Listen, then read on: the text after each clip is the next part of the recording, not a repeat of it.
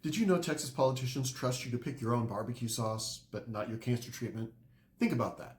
Mesquite or hickory, that's your God-given right. But the same folks who scream, "my body, my choice" when it comes to vaccines, suddenly turn into the morality police the second it's about anything that they don't personally approve of.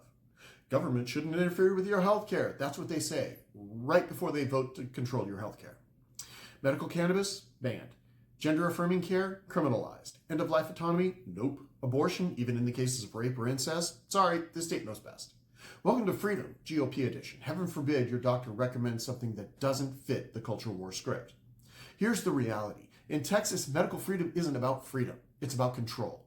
Republicans love to sell themselves as the party of small government. Don't tread on me. Keep Washington out of your doctor's office. All of that red meat rhetoric. But when it comes to actual healthcare decisions, suddenly they're the nosy neighbor peeking through your blinds.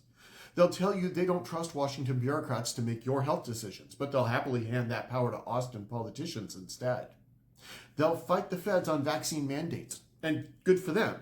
But then they turn around and pass laws telling you what you can smoke, what treatments your kid can get, and whether you're going to be forced to carry a pregnancy against your will. That's not medical treatment, that's medical hypocrisy. Apparently, liberty stops where their moral panic starts. Cannabis? Oh no, what if grandma gets the munchies?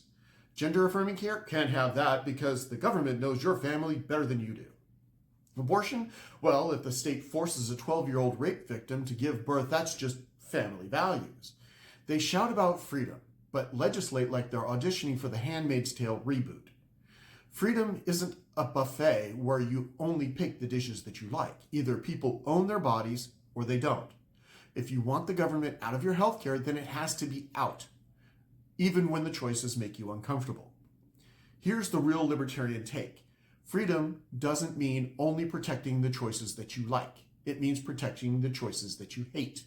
Because the second the government can override their decision, it can override yours.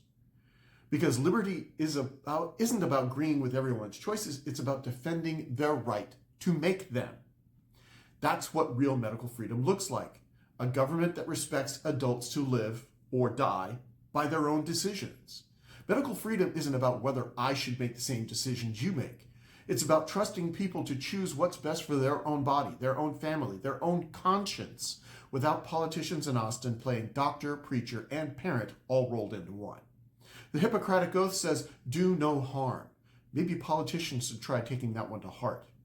You can't call yourself the party of freedom if your entire healthcare platform boils down to, we trust you to decide unless we don't like your decision. That's not conservatism.